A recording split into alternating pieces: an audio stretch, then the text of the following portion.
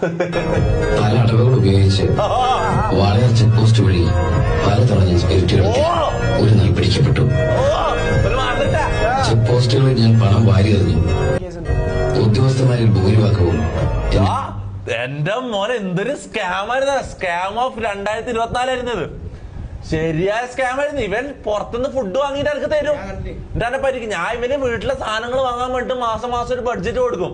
ആ ബഡ്ജറ്റ് കൊണ്ട് നൈസായിട്ട് കറക്റ്റ് കണക്ക് കൂട്ടിട്ട് ഇവൻ പുറത്തുനിന്ന് സാധനം എത്തിക്കും. പോസ്റ്റുകളിൽ ഞാൻ പണം വാരി എറിഞ്ഞു. ആ ചെക്ക് പോസ്റ്റുകളിൽ ഞാൻ പണം വാരി എറിഞ്ഞു.